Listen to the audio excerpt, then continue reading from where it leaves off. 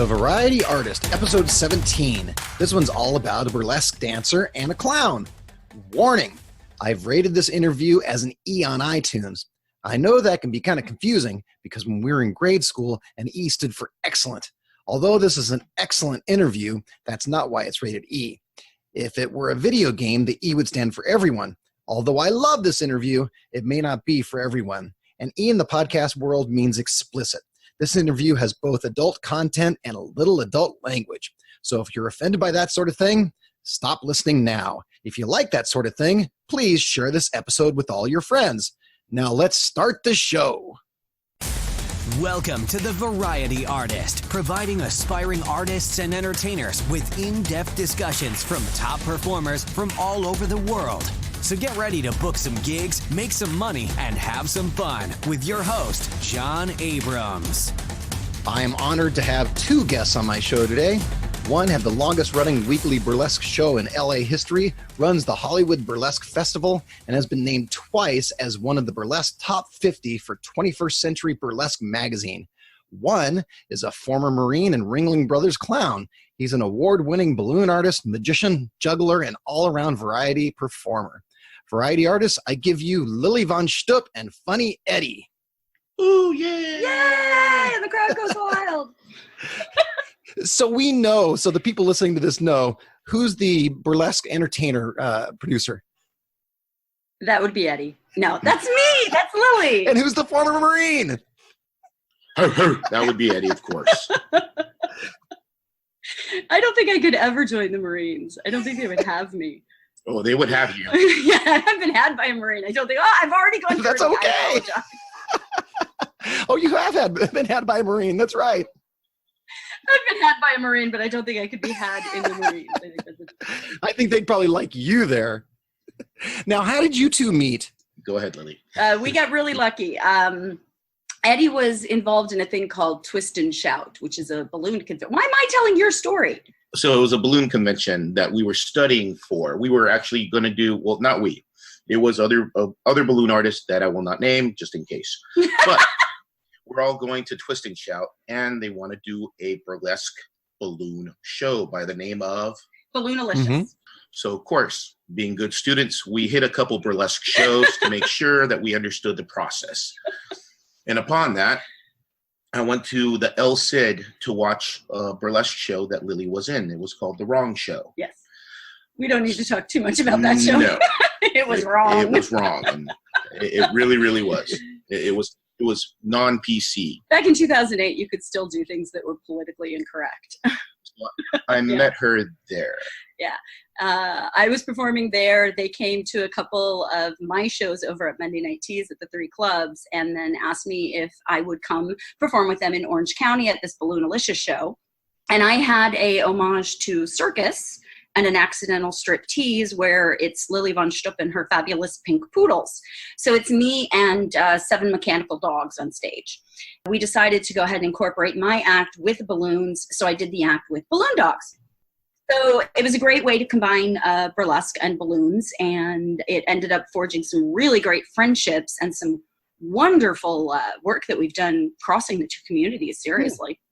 That's how I also met Eddie. And later when I got divorced and he was divorced, we ended up getting together. We've been together. So you were still married when you met? I was, yeah. I was still married. I was producing radio still at the time. And I had just spent about 4 years in burlesque maybe at that point, 2008. Yeah, things fell apart in my marriage and we finally ended it. And I started dating and got really lucky by finding an incredible clown. And you found a Marine balloon twister. A Marine balloon twister, former Ringling clown. Yeah, I mean, the world is a perfect place. That is perfect. I saw, maybe it was in 2008, a balloon burlesque show, and it was fun. Tell us what exactly, for people listening that have never seen a burlesque show, what is a burlesque show? Awesome. That's a good description, hopefully. Burlesque is essentially, it's an art form that came out of strip tease. It originally came out of parody. Lydia and her Blonde Bombshells kind of turned it more into strip tease. because they were performing in, flesh-colored costumes, which looked very scantily clad from the audience, even though they were completely clothed. As it kind of changed and evolved, it turned into the G-string. Oh. And eventually into full naked strip clubs. Right now, the resurgence in burlesque started in the late 90s. And to me, burlesque is a combination of a journey or a story, taking your clothes off to music, being an amazing entertainer on stage. So using sexuality to tell a story in one way or another, even if that story is, hey, I'm a naked girl. There's usually something a little more complex than what I call the exchange for money in what is an adult gentleman's club. So it's a little bit different than that. They're still our sisters. There's no degrading when it comes to that. But burlesque generally isn't taking your clothes off to reach a commerce. It's paying at the door and seeing the striptease, usually without the fourth wall being broken because it's on a stage above you. Yeah, I mean, to me, it's the journey of taking your clothes off, telling a story, and dancing to music. It's fun to watch because not only do you have the women stripping and are taking their clothes off and such. You can say stripping. We're not offended by that. Oh, okay. I don't want to offend anybody. But it's also, you have funny and comedy acts between and during I watched on a video of your fabulous pink poodles. Mm-hmm. And the act is hilarious. Thank you. That is my homage to circus. I grew up in outside of the Tampa, Florida, St. Petersburg area. Ringling was one of my favorite things. I wanted to grow up and be a showgirl or a clown, and I kind of got really lucky because I get to be both and I get to live with one, and life is pretty good. Now, both of you ran. I was reading your bios, and it says you both ran away. I was reading your bios separately, and each of you has a story about running away. Yeah. So, Eddie, why don't we start with you? Tell me about that. So, start from the beginning. When I was 5. Wait, no. That's another story. So, and that'll take a long time because I'm almost 50. Oh, that hurt saying that out loud. Anyway, that's the first time I ever said that. I just got out of the Marine Corps. I was 2 months away from getting hired by the LAPD. And Ringling Brothers called me up, and they're like, everybody keeps mentioning you. We don't know why, but they want you. They want you to be with us. So they offered me a contract, and the college closed in 97. This is in 99. And I'm like, wait, but I didn't go through clown college. And they're like, well, you'll be on the job training. And it was something that I could not pass up. It's like being a Marine without going through boot camp is the way I put it. Oh, yeah. So I was on the road with Ringling Brothers for 2 years. I actually ran away from my life, gave everybody a 3-day notice, and I ran away, and I literally joined the circus. What was the training on that before you actually went into the circus and started performing? Well, I've been juggling since high school. I've been doing magic since high school. I've always been interested in just comedy, watching Abbott and Costello, watching channel KTLA back in the day, watching all the funny stuff that they used to play. And cigarette. It's just I've been doing it, but I never had a mentor. I didn't know about mentors. I learned everything on my own by going to the library. And hey, what was your question? I don't know. Yeah. Something about you running away to the circus. Oh, how did you get trained? Yes. How did you learn how to be a clown and magician, juggler, etc.? I think I've always been funny because I would just say things without thinking, and they were hilarious at the time. I got in trouble a lot, but it was totally worth it. On the job training, my boss clown, Jay Stewart, who's out there, he just showed me the ropes. We already had routines because it was the second year of the first tour. So I had to just do things that were already established, and I just made it my own. And Lili, you ran away to... I ran away a couple times. I've moved cross country about 4 times. I've had a couple different careers.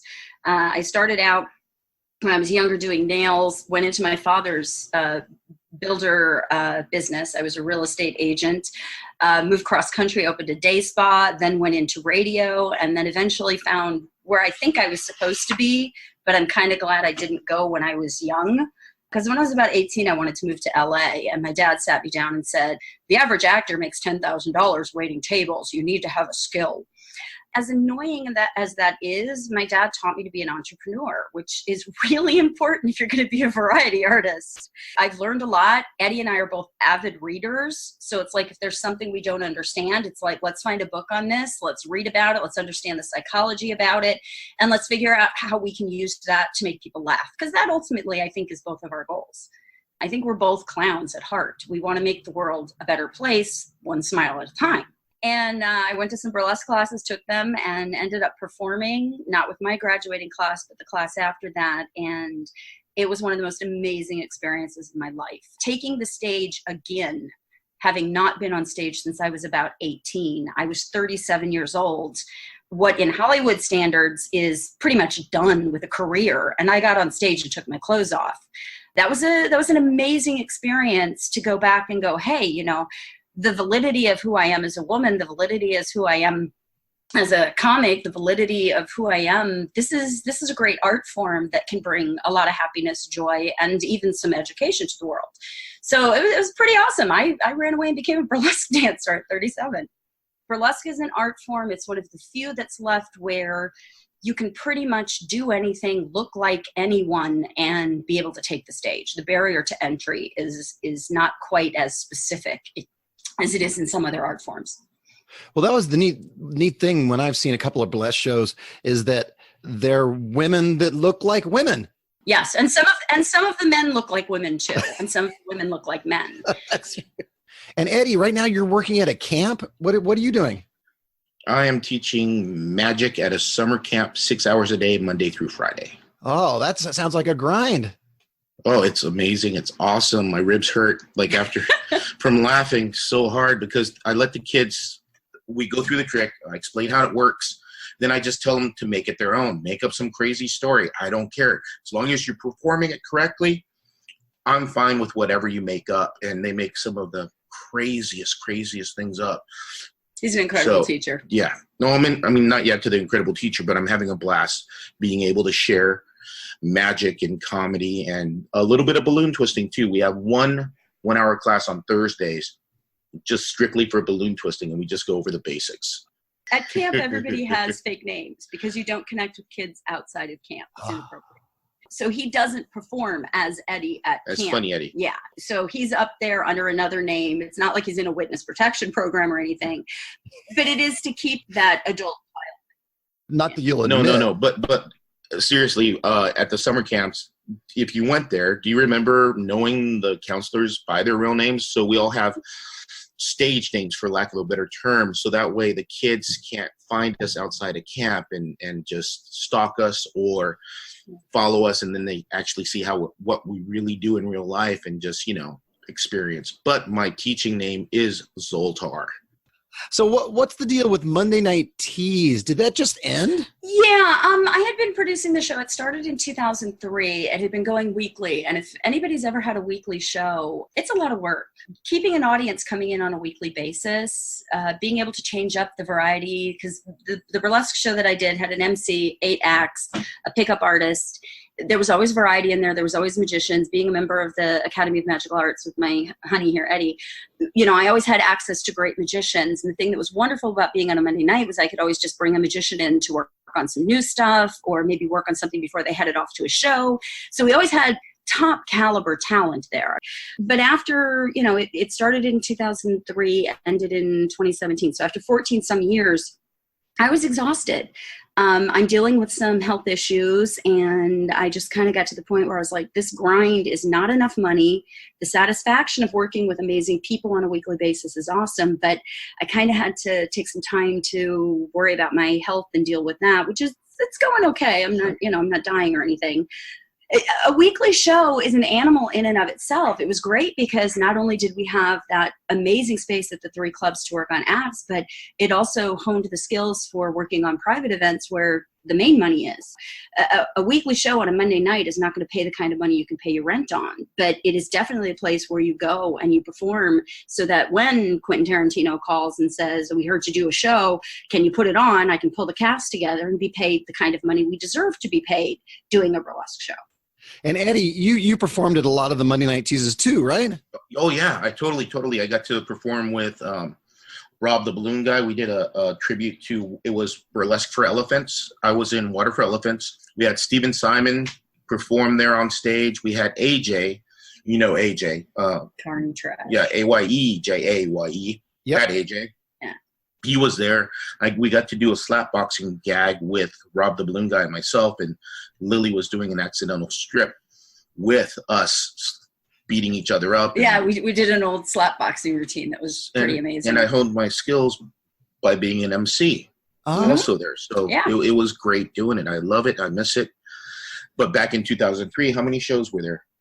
Back in 2003 in LA, there were probably 3 burlesque shows. There's now about 70 a month. Because there's burlesque with bands. There's burlesque with rockabilly bands. There's burlesque where it's for, and again, not derogatory, but classifying the different styles out there where you can go and watch the classic Hollywood body type. Then you can go and watch the underground what the fuck Lesque, where you don't know what is going to happen. WTF Lesque, by the way, is one of LA's greatest little unknown secrets. It happens at the Canby in Reseda. Wait, what is it called? It's called WTF Lesque, what the fuck Lesque. Okay. It is what I imagine CBGB's is on the night where all the bands are on heroin.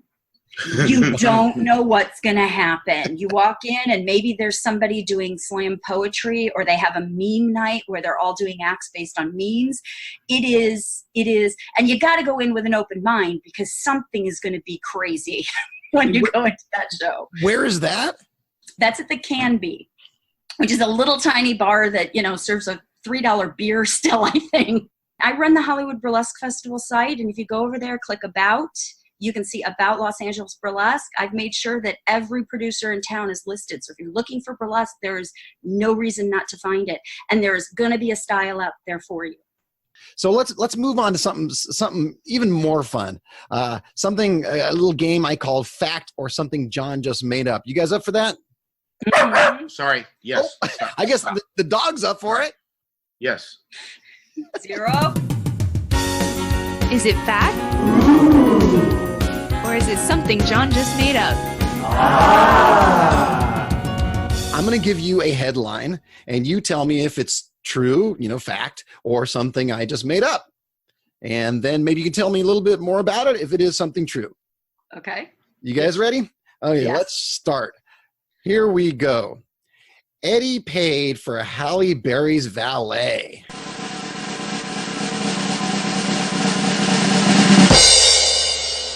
True. How did that work out? So I'm working at a Beverly Hills place. It's kind of like Chuck E. Cheese, but for rich kids. And I'm waiting outside, and I'm talking to a very lovely lady. She has sunglasses on. She has a little boy. And I'm just talking to her, and we're just chatting away. I'm thinking nothing of anything than just talking to someone. I had no idea who she was. And I go, I'm so sorry. I apologize. My name's Funny Eddie. I'm a magician here. You heard the kids screaming. That was me. It was good. It was good. It wasn't bad. They were screaming and having fun. Oh, always. Controlled chaos. It's controlled chaos. My shows are controlled chaos. Oh, wonderful. You have to let them, you get them off the leash and just let them have fun, please. So I'm talking to her. And I go, I'm sorry. My name's Funny Eddie. And your name? And she goes, Halle. Then her son said, Mom, tell him your whole name. It's Halle Berry. And of course, I took a couple beats. I go, I love your work. Yeah. And she goes, her car comes up and she goes, oh no, I left my money in the car. I go, can I please pay for your valet? And she looks at me and she goes, why? I go, because it is a great story. So she said, thank you, Funny Eddie. And she said my name, and that was so worth it. Oh, so you think she does that everywhere she goes? She's like, oh, I don't have any money on me. No, I don't think she does that. That would be awesome. Let's spread the story that Halle Berry never pays for valet. Do not do that. No. Yeah, we're going to spread that rumor starting here. Spread that rumor. No. An exclusive. No. But she was a sweetheart. And her kids were so just awesome kids. Excellent. Just normal kids. So it's true. So that is true. I did pay for Halle Berry's valet. Perfect. Okay, here's another one. Lili killed Hitler in front of Quentin Tarantino and 50 of his friends.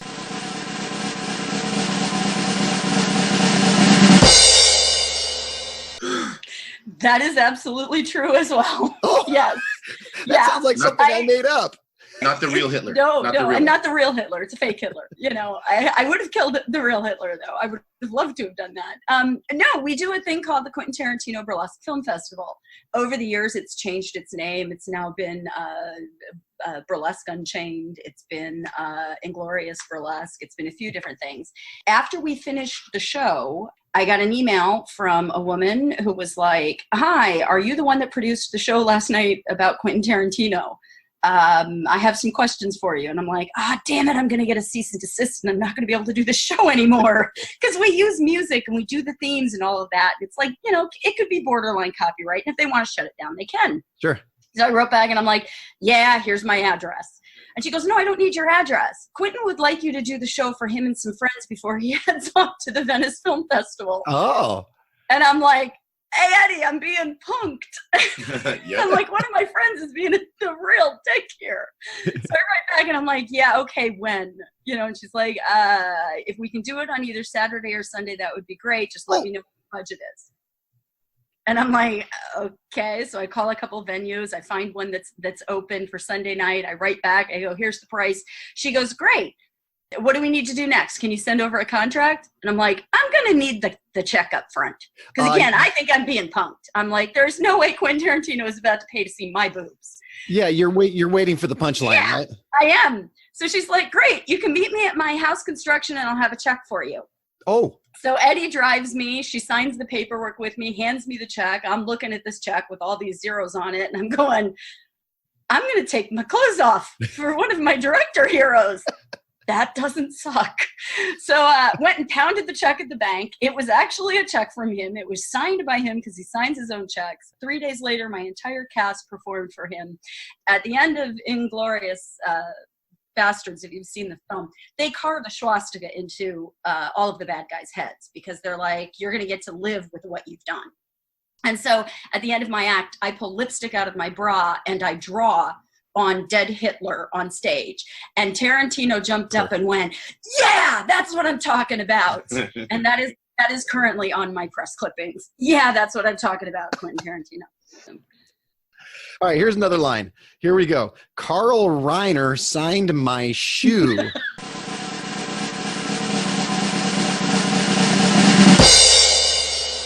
Not just shoe, but my clown shoe, the one that I wore in Ringling Brothers. So I just got out of the USMC, United States Marine Corps, our side. I stole that from AJ. Thank you, AJ. Our side. Our side. So he was doing a book signing. So of course I bought a book, but I also brought my left clown shoe, which is a combat boot. It's actually, it looks like a huge Doc Martin because I was a U.S. Marine. Yeah. I had them custom made. I gave him the clown shoe, and he just looks up at me, and I go, I'm a former Ringling Brothers clown. I need all the funny I can get. Can you please sign my shoe? I truly think it's going to help me. So I have a picture of him actually signing the clown shoe. Yeah. And what did you do with that clown shoe afterwards? I wear it all the time. He wears it. He wears it. And Carl Reiner's right there on his shin. Yeah. It's amazing. Always. Things are made to be used. If you have something signed and it's something you wear it.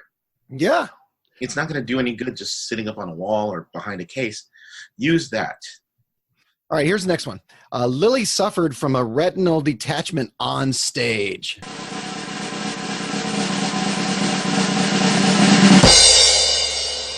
I did. I was actually hosting a burlesque show in Arizona 2 years ago, and all of a sudden I couldn't see. It was extremely scary, and I thought, I don't know what's happening. I was like, maybe I'm dehydrated from Arizona. Maybe it was the travel catching up to me. And I had to make a decision, which is really hard. I mean, when you're emceeing, the entire flow of the night is on your shoulders. I mean, you control the energy in the room. You control everything about it. And I couldn't read. I literally could not read as I was standing on stage. So I made the decision to pretend I was getting drunk. Oh. And I kept telling the audience, I can't believe tequila here is only $5. You people need to send me some shots now. You know, I'm backstage literally having an anxiety attack, but I still have 8 acts to introduce. So I end up getting and doing 15 shots on stage. Now, I don't actually do shots because I'm not an advocate of drinking on stage. I think if you're drinking on stage, you're running from having people look at you, and then why the heck are you up there in the first place? So I would have the bartender bring me over, either water or warm tea, whatever, if it's a dark or a light shot. And I would just be doing them on stage. And at the end of the show, I'm looking off stage and I'm saying, read this to me. What does it say? Okay. All right. So the keys that I have to do are this, this, and this. Okay. This, and this. I would go up, do the introduction. At the end of the show, one of my best friends comes up to me. She goes, I have never seen you drunk. You are hysterical drunk. Here is some water. You need to drink some water. And I looked at her and I go, I am not drunk. And I think I need to go to an emergency room because I've either had a stroke or I'm going blind and I don't know which. And I ended up going home. I had to host the next night still. And when I flew home, one of Eddie's friends, who's a balloon artist, is looking at me and she goes, no, you need to go to an emergency room right now. And I go, what do you mean? And she goes, I'm a doctor. I'm not just a balloon artist and you need to go. And I had a retinal detachment, had an emergency surgery, and I'm partially blind because of it.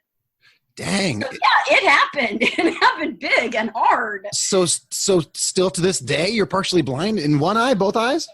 One eye I'm partially blind in. I have really terrible vision in the eye. So, I mean, I see blurs out of that eye. That's about it. And then I've lost a lot of the peripheral vision. And because of finding out now that I have an autoimmune disease, that is probably what led to that. And the other one is probably going to happen at some point. So I'm also preparing myself for the possibility of going blind at some point before I die. Well, that's no good. Well, it's no good, but the alternative of just not being around kind of sucks. So I'm preparing myself, and I have a real good friend, Chad Allen, who's a blind magician, who talks with me a lot about how to compensate for stuff and how to work with stuff when you're an entertainer. Being an MC, not being able to see out of one eye, I'm literally on stage with an eye patch and a monocle so I can read now, which is hysterical. It's a great character. And I'm dyslexic, so it makes it and like how and why anyone books me as an MC, I will never know. I'm literally blind in one eye, have to use a monocle with the other, and I'm dyslexic. But again, it just goes to show, if you want to be an entertainer and you want to work, you figure it out.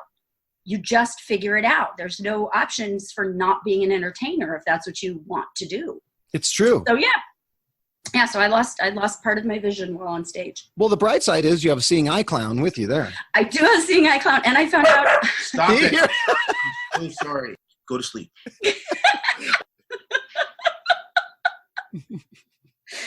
I qualify for a helper monkey, and that's what I'm really looking forward to in about a year. I want a helper monkey.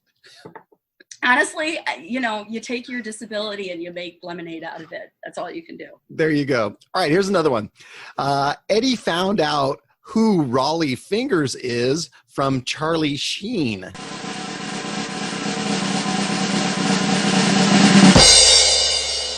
Yep, that's false. No, it's true. It's so true. That is a true story. You understand, and the people who live in SoCal understand, every once in a while you will get booked and you don't know who you're working for because you're signing an NDA. That means you can't talk about it. So you get there and I'm looking around. In the corner I see Charlie Sheen. I'm like, oh my. And this is when Tiger Blood and Winning is happening. Oh no. So he's having a great time. Totally great guy. Just amazing. I get to watch him a little bit while I'm twisting balloons for his kids and their guests. And he comes up to me, and I wax my mustache. Not like take it off, but I use wax in my mustache. So it's pointing straight out, kind of like Dali. And he looks at me and he starts talking to me, and he goes, who Raleigh Fingers, who was a baseball player back in the 70s, yep, maybe early 80s. He just starts talking about Raleigh Fingers, and I'm just like looking at him, I'm like, this is so cool. I have no idea what you're talking about, but I'm twisting balloons for your children right now.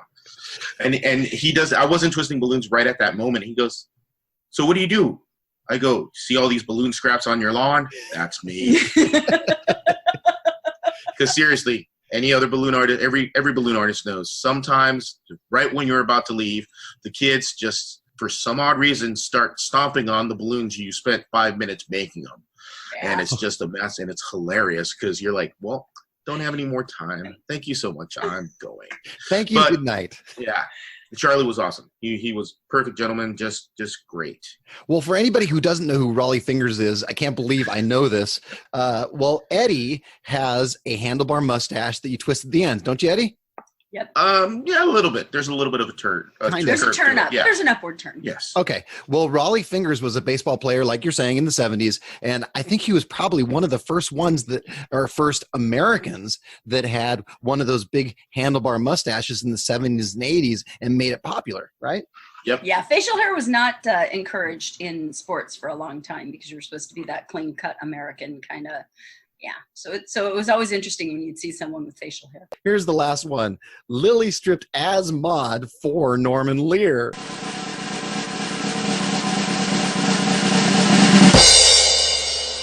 I did. Oh.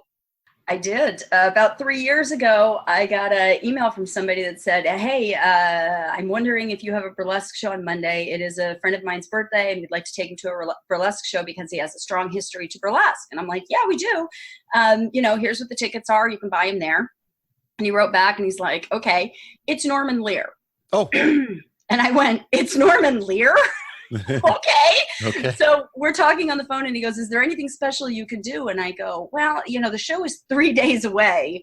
I said, yeah, actually, I could strip as Maud. Maud is one of my favorite characters because she is such a bold feminist in a time where feminism was really coming to the forefront. And Norman Lear was oh my God, Norman Lear was so ahead of his time when it came to human rights. Right. And he produced the show Maud, right? He did. Maud was one of the shows that was a spinoff from All in the Family, which again, groundbreaking show when it comes to, racial tension and all of the things that we were dealing with then and again are dealing with now. So I got together a Maud act and I got to strip on stage for him. It was like a minute and 58 seconds because I stripped to the theme for Maud. It was one of the best experiences of my life because afterwards I got to talk with him because, he was one of the writers for A Night They Raided Minsky's, which is about Minsky's in New York, which was one of the downfalls of burlesque during that time when they went ahead and literally shut down everything that was burlesque in New York because that's apparently where all of the sin in the world comes from is burlesque. Because a woman's naked body is just the worst thing on earth. You can kill everybody, starve people, you can treat people terribly, but show a nipple and, everybody's going to die. Yeah, it's like movies nowadays. You can be as violent and kill thousands of people in a movie. Yeah. But you show a nipple, uh-oh. Yeah.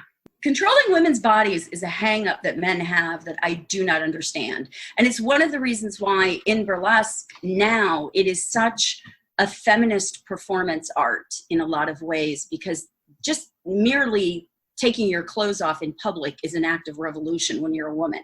Men can walk around with their nipples out all day. Women can't. We still can't. I mean, in clubs that have liquor, you still can't show your nipple. You have to wear a pasty, which is a small little circular, sometimes shapes that covers up the nipple. The best thing about stripping for Norman Lear though was about maybe a week and a half afterwards, I got a package in the mail, and it is from him. It was the entire collection of Maud on DVD, and he just wrote, "Lili, thanks for the dance, Norman." And honestly, that I don't go crazy and collect a whole lot of stuff because a celebrity signed it, but I'm like, come on, thanks for the dance, Norman. That's beautiful. That's pretty cool. Yeah, I have that little piece of memory there. That was fact. Or something John just made up. And normally I make up a few, but you gave me so many good ones that all of them are true. Aww. And there were so many more that we wanted to say, but then we read the paper and it says three. And we're like, oh, man. Yeah. Right. Well, I guess we could do a whole show on that. Yes. You should do a best of fact or fiction. There you go. I might just do that. That'd be a fun one. Since we're done with that, what about your movie career? I was reading that you were in movies, Lili, I was reading that you were in movies called Blood Money. I love these titles. Bumps and Grinds of Burlesque. And this is my favorite. Satan's Angel, Queen of the Fire Tassels. She's my burlesque mama. I was married to a man at one point. My second marriage. As opposed to now? Hold on. I'm not married now. Eddie and I are not married. Why are we not married? I'm a dude. Why are we not married? Oh, I love her way too much to ever marry her. Why ruin a good thing? Exactly. No, seriously. Why bring the government into our love? Seriously. It works out just fine. We have a power of attorney and we have our end wishes set. We're good to go. We don't have to incorporate through marriage. But I was married to this guy who became an actor, and he was in this movie Blood Money. They were like, hey, we need a burlesque dancer poker dealer. And my ex is like, you're not going to believe this, but my wife went to poker school and she's a burlesque dancer. So they're like, hey, can you do this? And I think I have 2 lines in the film. And one is, I'm dealing poker and I look over my shoulder at my husband and I'm like, he wants a credit increase. Do we give it to him? Okay. I think that's my big acting career. That was your... I hate acting. I love live theater. I love the fact that you can have problems and mistakes and overcome them, and no one you even can be knows in the middle of it. And yeah, and the audience doesn't know when something's going wrong a lot of the times. Acting was a lot of sit around and read somebody else's lines. When you're a performance artist, in burlesque or comedy or magic, because I do magic as well. She does. You know, you get to write the entire story. And you get to experience it over and over in different ways with people. So acting is not really where I wanted to ever put myself, even though when I was a kid, I wanted to be an actor. You and me both. I started out as an actor and then realized it's much more fun talking to the audience, playing with the audience. Even when I'm like modeling and doing photos for burlesque and stuff, I'm like, this is so, I mean, I'm creating a great piece of art with this wonderful photographer who's looking at me and seeing something in me that maybe I don't see. And we're collaborating on something, but just staring into a camera and having my picture taken, it just seems so non-dimensional at all for me. It seems so strange and unnatural too. Yeah, and again, I love acting. I love watching TV. We're watching Glow right now, which we just love. I mean, it's, you know, watching these women experience the world as a wrestler on TV is fantastic. But it's not where my heart lies. It's not where I don't get that direct connection with the audience and share the love like you do in live stuff. So it's not the same. The other movies that you mentioned were documentaries on burlesque. Satan's Angel is my burlesque mom. She's a fire tassel twirler that in the height of her career twirled 5 tassels on fire, 2 on her breast, 1 on her belly, and 2 on her ass. You know, we need to do something to make your act stand out. And she's like, what do you want me to do? Set my tits on fire? And they're like, that's a great idea. And so she started twirling fire, and, you know, she's taken me under her wing. She's taught me a ton about the art of striptease. She's taught me a ton about the burlesque industry, the history of it. And, you know, to this day, she's still one of my best friends. I talk to her on a daily basis. And the other one is another one that's the history of burlesque. I'm a huge history buff. Ask me history about stuff, and I'm like, I will talk for hours because I'm an avid reader. I love learning. I think it's really important to understand stuff inside and out so you can present it in the best way possible to get a reaction out of your audience. And you're presenting that now in your podcast too. You're doing the history of burlesque in your podcast. Tell me about that. Yeah, I have the Burlesque Podcast, which is interviews with people in the burlesque industry. And I'm getting ready to launch a new one, which I haven't even told Eddie about, called Reliably Angry. It's going to be a little more feminist Lili in that, talking to people about things that make them angry. And we'll take on different topics and things like that with interesting people. This is breaking news, huh? Yeah, it is. I just am like, all right, we're going to do this. We're definitely going to do this. Yep. So, Eddie, what do you think of that? Oh, I'm beside her the whole way. Yeah. No, seriously, I'm not behind her. I'm beside her. I'm walking right along with her. One of the things that everybody always says to me about Eddie and I is, I wish I had a relationship like that. And all I can tell people about relationships is find someone that you want to walk with. Find someone that you want to be next to and support, so that when one of you is tired, you can pull them forward. And when one of you is getting a little crazy or egotistical, you can pull them back, and you can hang out together on equal footing and respect each other, because it's really important, especially in this industry full of egos. Oh. And it's terrific that the two of you, although you do different arts, you support each other in your arts. But each art is, in all reality, the same. We are entertaining people, like in the circus. For those 2 hours, the spectators in the circus, they are forgetting about everything. For those 2 hours, they are in the circus. They are part of the circus. They are living without any other thing on their minds except seeing Gunther Gable-Williams with a jaguar on his over his shoulders. Oh, I still remember that as a kid. Right? Yeah. And just watching the clowns and just having fun and getting lost. Yeah. You're helping them get lost for a little while.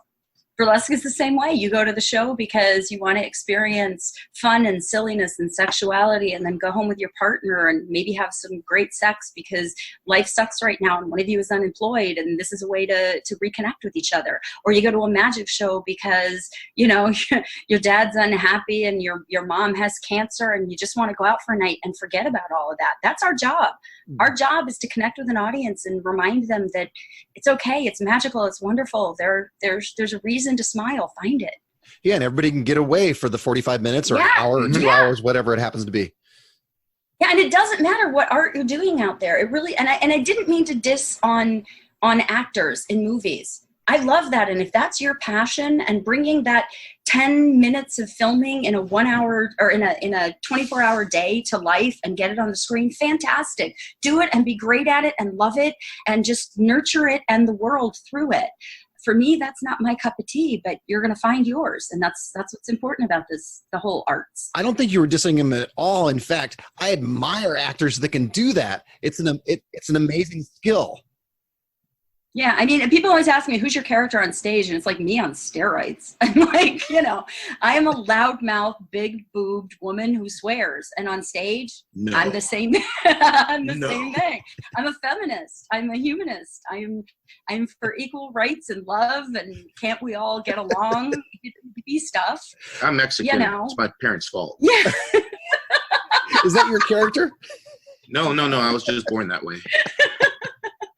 I always say one of the easiest ways to come up with a character is doing exactly what you're talking about. You know, your best self on steroids.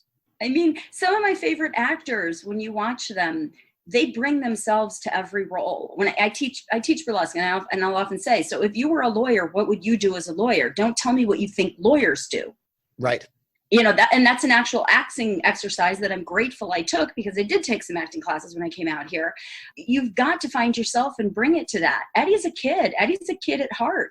I love sitting with him where he's, you know, he'll be sitting playing a board game by himself sometimes. I'm like, do you want me to play with you? No, I cheat. I remember the answers, so if it ever comes up. But I mean, the childlike wonderment, when I first met Eddie, I'm like, hey, could you bring me a water? And I remember him walking out of the kitchen, juggling 3 bottles of water, tossing me one, juggling the other 2, walking back, putting one back in the fridge and coming out. And I'm like, that man is going to steal my heart. Oh my gosh. Stop it already. You know, you have to have that childlike wonderment to work with kids. Watching him work with kids, I wish I could have kids, because I'm like, he would be the best dad ever. But like you always say, we don't have to have them because you have thousands of them now, you know? At least between 400 to 500 every week. Yeah, I can't. I mean, he gets to play with all the kids, and then we get to send them home. So we don't have to go through, you know, diaper changes and wanting to get a car. The variety arts are honestly the most amazing thing that I often think, I don't know how we got so lucky to be able to do this. I would die if I have to go back to a cubicle. I couldn't do it. Oh, we sucked at everything else. That's why. Yeah, I couldn't do it either. There's absolutely no way I could go back. No, I sold power tools for 5 years. I worked for Rigid, Ryobi, Milwaukee, DeWalt, and then I ended up at Makita, and it was the greatest job ever. But 2009, everything sucked. So I was the first one to let go because I didn't sell tools. I just went over to places and I smoothed things over by showing them magic and just having fun. And Eddie was a closer. The company didn't understand that. So I was the first one to let go. So I've been flying by the seat of my pants every month since 2009. It's really weird to have a job where people say no to you all the time. It's really weird to have a job where you're always on a job interview to get your next job. It's a really strange business that a lot of people can't handle. Yeah, the acting business is like that too. I used to always joke about, yes, I audition for a living. When I think about it, I have friends that have had maybe 4 jobs in their life because they went from company to company. I had 4 jobs last week. Yeah, you and me both. It's like, and I'm not even working right now because I'm having some issues, but I'm still constantly looking for the next gig, looking for the next job, looking for the next, and producing my own, because sometimes you have to make your own space. If people aren't doing the thing that you do, you got to find your own space and make it. Which goes back to understanding marketing and understanding promotion and understanding business and understanding 1099s and all the other crazy stuff that we have to do with self-employed people. those things are so important, things that people on the outside don't realize. Mhm. They see us, you or I, come up and juggle or do magic or do burlesque, and they think, oh, well, they're just having fun. But they don't look back that we're sitting at our desk, putting together contracts, putting together ads for magazines, or no more magazines, really, online, putting together our websites and doing all the marketing that we have to do. And having insurance. Yeah, having insurance. Yeah. You got to have that. There's so many performers that don't. And something happens and you're like, you're done. You gotta figure out how to get health insurance. You gotta figure out how to get general liability insurance. Your whole life is over overnight. It's terrible. Okay, yeah, we're going to go on to our fan questions right now. All right. Every time I have a new interview, I put on my Facebook page that you can ask questions of the person I'm going to be interviewing. So we have a few good questions for you too. Here's the first one. It is from Rob Balchunas, a.k.a. Rob the Balloon Guy, asks, who's your favorite roommate? That's a great question. That is a really great question. Gosh, I wish we would have gotten some great questions like this before. That is a great question. Is that a good question? It is. Yeah, that is a great question. Yeah. Thanks. Well, what do you think? Scotty. Scotty. Definitely Scotty. Scotty's our best roommate. So we live down the street from the Magic Castle, right off of Franklin and Orchid. We lived in an apartment. It was a one-bedroom apartment with 2 bathrooms. And we were paying $9.99 a month. And this was about 2010. So great. In our bedroom, painted over, were 2-inch letters with the name Scotty. And they just painted over it. They didn't take it off. Yeah, they just painted over it. We were just like, we're in Scotty's room. We'll forever be in Scotty's room. Yeah. And he was the best roommate because he's our best roommate. Yeah, the fridge would be open at times. The lights would be left on at night, and Scotty was the one who did it, Lily. It was Scotty. The perfect roommate. Yeah. Yes, he never flushed. It was embarrassing. Right now, though, we actually live with Hannibal, who is a magician, and we do live with Rob the Balloon Guy. So we don't want to give either of them a hard time. They're both wonderful. They're both wonderful Zero roommates, and of course our dog Zero. Yeah. So anytime in the room, you'd be like, "Ooh, that's stinky." Oh no, it was Scotty. It's Scotty. Everything was Scotty. Yeah. Scotty did everything. Yeah. Here's the next fan question from Brett Bolich. He is a magician and loyal listener to the Variety Artist. Asks, how's Eddie's dog? We've talked to him a couple of times during this podcast. Ooh, sorry. Oh, no, there. Well, we could tell you that he's not doing well right now. Sorry, dude. It's okay. You just knocked my earphone into my soda. Oh, hello. It's okay. So that's Zero? That is Zero. Yeah, that is Zero. Yeah. That was Scotty that knocked over the Coke, right? Yeah, totally. Zero's been with me since 7th grade. He's a very old dog. Wow. Did you get thrown out of school with Zero? Yeah, he's been with me since 7th grade is when I first came up with Zero. Yeah. So the dog's doing good. Yeah, the dog. Okay, good. Thank you for asking. Another fan question. Obadiah Thomas, who, by the way, is the person who referred me to you guys. A number of people asked, but Obadiah Thomas, he's one of the top school assembly performers in the country and a guest on episode 13 of the Variety Artist Podcast. Yay! All right, so he says, I'm curious about the pitfalls and strategies of creating a weekly variety show. I know you went into this a little bit. The pitfall of having a weekly show is burnout. It is a constant having to not reinvent the wheel, but dress up the wheel differently every week. Unless you have a show that is tourist-based, where you're going to do a long or a complete turnover of audience members, you need to develop a really strong client base that comes weekly. And that is building relationships. At Monday Night Tease, I've had people want to buy the show from me. And I've had to say to them, the reason that I can't sell you the show is you can't take me with it. And Monday Night Tease is me. Monday Night Tease is me opening the doors and shouting out, the doors are open, come on back, bitches. And people laughing and coming in and being like, can't wait for the show. What's happening tonight? Who'd you book, Lily? I would walk around the room and I'd be, hey, you're new this week, aren't you? I've never met you before. How'd you find us? Oh, you found us through, oh, that's fantastic. Yeah, so-and-so works here all the time. Happy to see you. it is my personal network of glad handing and making every person in that room feel like it's home. So if they haven't been there in 6 months, when they come through the door, I recognize them, I greet them, they come in, they sit down, and they're home. And all of these people performing are happy to see them. Now, if you have something like at the Comedy Store where you're papering the room with tourists and you're relying on artists to bring people in, that's a different animal completely. So for me, the energy it would take to put that show on was really high. You'll see Scott Neary has Booby Trap. It's the same way. Booby Trap would not be successful if it weren't for Scott Neary. He is the face of that show. So, you know, the pitfall is not liking people, not having a good personality, and not truly wanting to be there filled with a heart of love. You know, so for me, that's how you build a successful weekly show. And when it ends, everybody goes, someday we'll go back for a high school reunion. Like I just had one. We did a thing called Tease. I sent it out like, if you remember Monday Night Tease, you're going to like the show. And when I put the ticket sales up on brown paper tickets, I had, how did you hear about the show? 72% of the people that bought tickets said, we loved Monday Night Tease. Aww. Because repeat business is going to be your bread and butter. They are going to be the ones that make sure that you can pay your performers and that the show will be there the next week. So for me, that's really the biggest thing. The pitfall is taking your audience for granted. I want everybody to be successful and happy.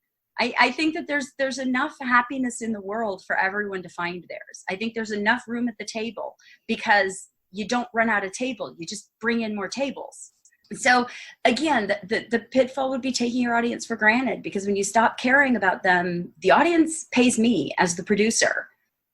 That money goes to the performers. So in reality, they're paying the performers. And if they're not happy, the performers don't get paid. So it's my job to make sure everybody's happy. Yeah. Yeah, it sounds like you do. I try. Yeah, I mean, and I still do. I mean, every show I go to, when I'm the MC, I walk out into the audience and I say hi to people. 2 reasons. I don't want to have to walk out on stage cold and have to win an audience over in 2 minutes before I bring up the first act. So if I walk around the room and hi, where are you from? Oh, that's cool. That's awesome. Then by the time I take on the stage, I've already established a relationship with people. They've already bought into, they want to have a good time because they already met me. It's a great way to just, you know, and that's really what you need to do. Work the room consistently and not with a disinterested, how am I going to get through this and make enough people happy so they'll bring me back. You want to be there. You just got to want to be there. Yeah, and that's with any venue too. Yeah. Before my school shows, that's exactly what I do. I talk to the kids that are coming in. That's awesome. Hang out with them. So by the time we start, everybody kind of knows my personality and things, and it's not just a dead start like you're talking about. Yeah, Eddie does that too. Yeah. Pre-shows are great. When he's at the castle, it just amazes me as he's watching people sit before I'm doing stand-up when I'm performing at the parlor. I'm not like pushing myself up. I'm lucky enough to work at the Magic Castle for the brunches. Yep. So before the shows, I'm out there.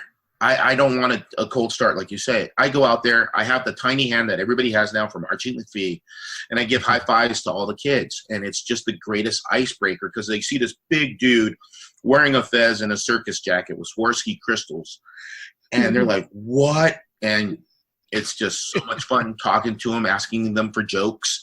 If I already know the punchline and I know it's going to be bad, I go, okay, I know you heard that from your dad. You don't understand it.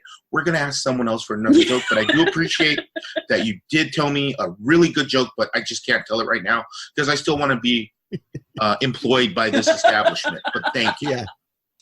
But it is. Connecting with the audience is the greatest thing you can do. Connecting with people is the greatest thing you can do. And it's not just on stage. Yeah. I get most of my bookings because I'm out and I have zero. They hear the dog. They're trying to find it. And the parents are just cracking up because their kids are still looking for the dog and they realized it was me. Yeah. And they're like, what do you do? I go, here's my card. And of course I just make my card appear from my goatee or, you know, just do something magical. Anytime you present a business card, you always do it in a way that they're going to remember. Yeah. So I get a lot of bookings of people just seeing me out at the supermarket. Tell the story I love. Which where one? you got the call from the couple that had the card. I love this story. Buster It's amazing. Balloon was kind enough to let me cover for Cafe 22 Tango back about 2007, 2008. Cafe Tutu Tango is at the Block at Orange, if it's still called that. If it's not, I apologize. But I gave my business card to this couple. It was their first date. And I go, here, I know you guys are going to have kids. Call me up when you do. And they both looked at me and they're like, this is our first date. I'm like, I know you guys are going to have kids.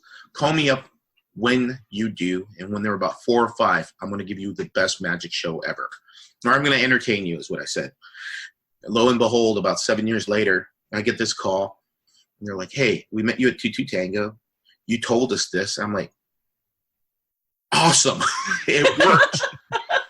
I tell that to everybody, though. So they had a 4-year-old kid and they called him. Yeah. Oh my gosh. Yeah. 7 years later, he got the gig.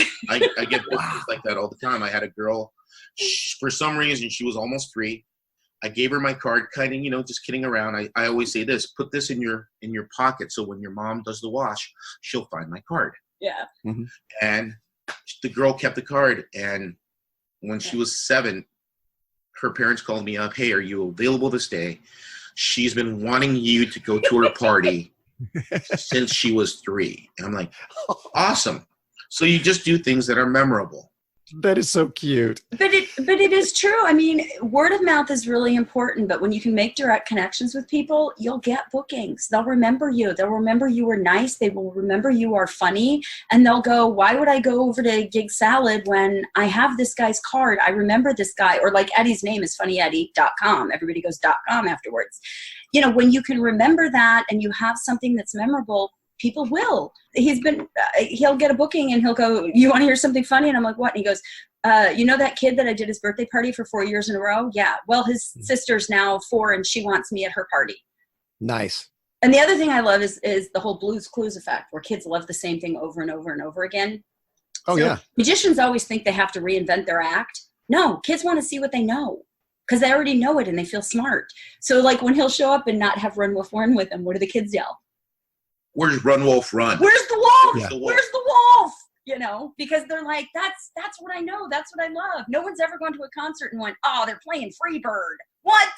Yeah, I run into the exact same thing. Some of the parents will say, well, gosh, you did the same thing you did last time. Well, and then the kids will be, oh, do the same thing you did last time. Screaming and yelling and having a great time. Yeah, yep. Absolutely. Yep. And unfortunately, booking agents at times think that way too.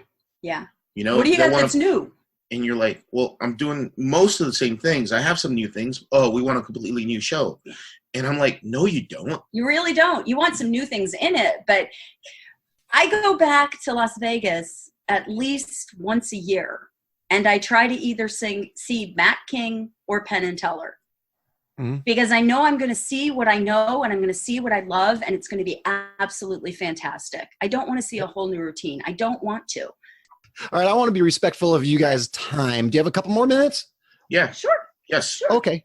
Give us a couple of book recommendations. As long as we're talking about Matt King, go for it. So yeah, Matt King, Tricks That You Can Do With Your Head is an amazing book. Okay, there's a trick, and it's on a strippers with Drew Carey. You're a jerk. I know I'm a jerk.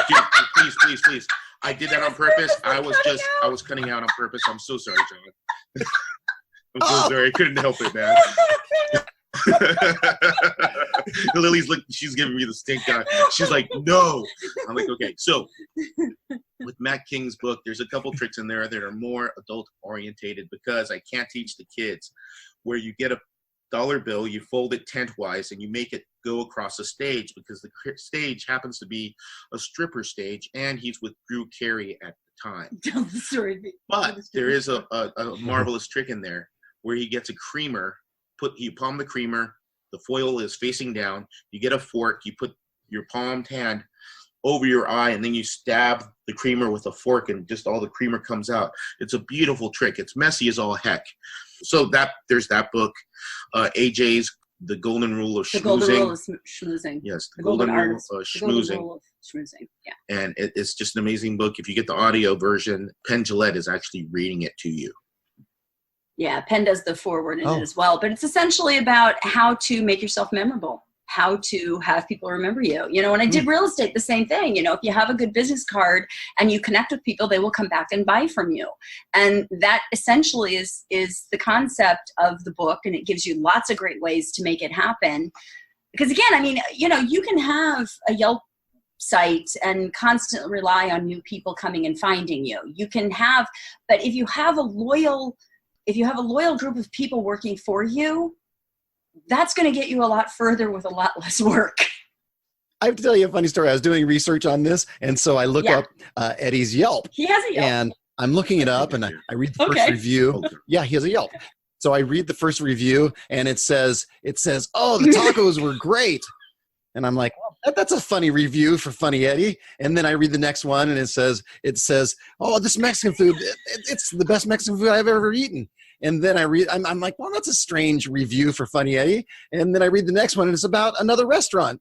And then I realized it was reviews that he had written, not reviews about him. I don't rely on Yelp at all. Can we talk money?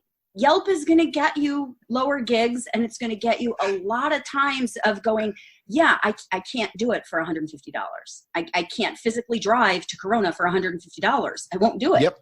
And when you stop saying yes to $150, you work less, but you start getting more yeses to the higher amount. And it changes the way you work as a performer, because there are only so many hours in the week. And there are times when you'll go take a free gig because you have a new piece you want to work out or a couple new lines that you're doing, and you're hoping to put it in front of an audience, test it so that you can go to the gig that's paying you $1,000 as an MC, you know, because I MC now more than I strip. I have some physical, so I do a lot more MCing, and I do Vagic. I do magic for women, by women. Wait, back up. You said Vagic, right? Yes. So that was one of my questions. A vagician? I am a vagician. I have a character named Boobdini, and she has breast-digitation, which is boob magic, and Vagic, which is vagina magic. Almost everything that I make appears out of my vagina. Perfect. and I say that's so matter of fact. She's not talking about you. So matter Sorry. of fact. Well, tell us do you have a horror story, each of you? A performing horror story?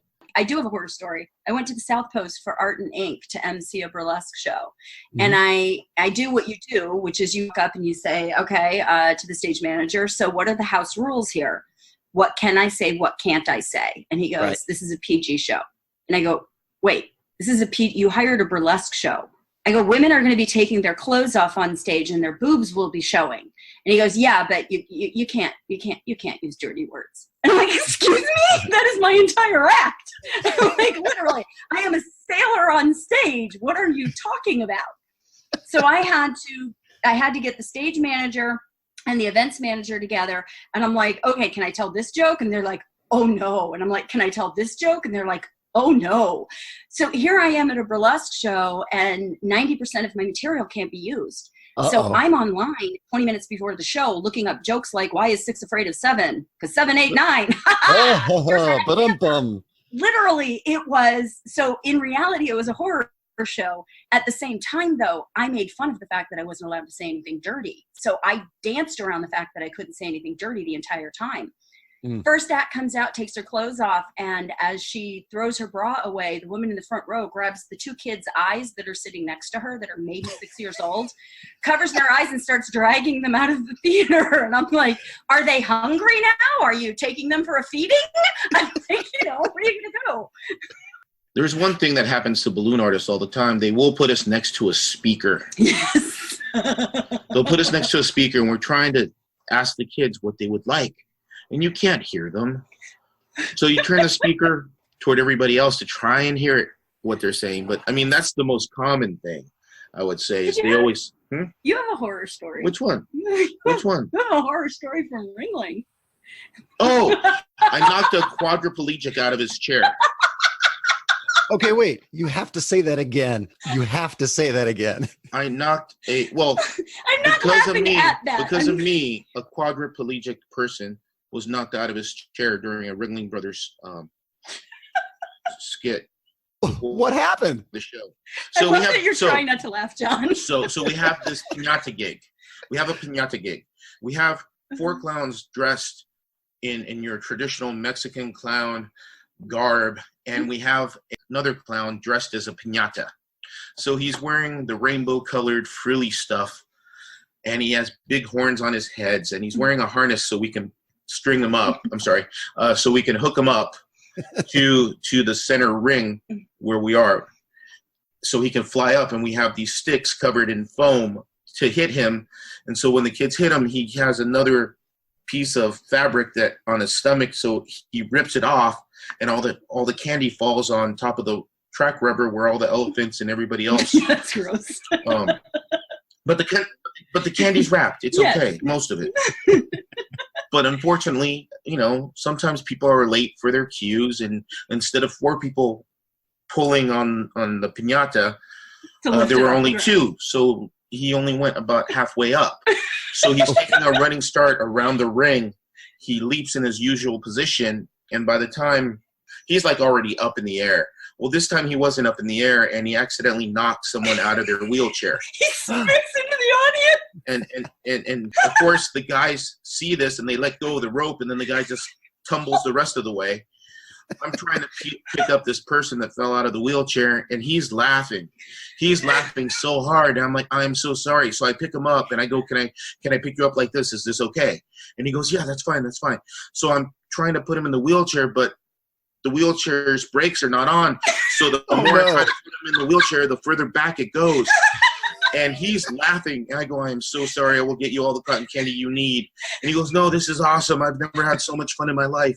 And I'm like, oh my God, I'm going to get fired. So we finally get him back in his chair. Everybody gets their composure back. We take a bow, and we run off, and we're in the dressing room. And the piñata is crying because he thinks he's going to get fired. And I can't stop laughing. And I go, man, you knocked him out. Kind of like in Friday, but I didn't use the profanity. But yeah, that's the horror story that is still one of my favorite things I keep out of my head. Terrible. I apologize. He was fine. He was great. He got a lot of cotton candy and everything else that we could find. We gave to this guy, but he understood that it was a total accident, that nobody was doing it maliciously. But yeah, that did happen. That's great. That's a great story. No, it's not. It's terrible. But I love that. It's a terrible thing, but it has a happy ending. And that's all you can hope for. Everybody loves a happy ending. Yes. In fact, I think we'll end it there because I want to be totally respectful of you guys' time. Thank you. We've gone way over an hour. I love talking to you guys. Stop it. All right. And there are 2 of us. There are 2 of us. So if there's an extra 10 minutes, that's why. Well, thank you, Lili and Eddie, for doing my podcast. Where can they get a hold of you guys? FunnyEddie.com, and you can find me on Facebook. All right. It's LILIVONSCHTUPP. And if you go to my website, my magic word is Ipsum Lorem. Ipsum Lorem. You'll understand why once you see the website. I have seen it, and I know what that means. Yes. And it's all word of mouth. There you go. And thanks to all my variety artists. Make sure to tune in next week when we have ventriloquist Peter Norgard. He was a finalist in Denmark's Got Talent. He's amazing. I posted one of his videos. Have you? Oh, you've seen him? I met him at Kadabra. He's a great guy, and his wife is she's way better than him, but that's just my opinion. Yeah, I'll have to ask her to do my show. You should.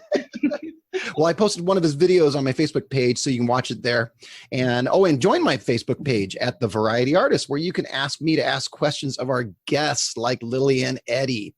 And tell a friend that might find this valuable. That's how we can spread the word. Oh, and don't forget to get my go to my website to get my free copywriting checklist at thevarietyartist.com, and feel free to reach me at my email at john@thevarietyartist.com, or I'm on Instagram at thevarietyartist, and on Twitter at thevarietyartists with an S on the end because there was no room for the T, or visit my website at www.thevarietyartist.com, where you'll find super fun, informative blogs all about showbiz and all the notes from today's interview. Now go out and book those gigs, make some money, and have some fun. That's all for this episode of The Variety Artist, but your journey continues on our website. Go to thevarietyartist.com for more strategies, insight, and resources, as well as show notes on today's guest to assist you in your career.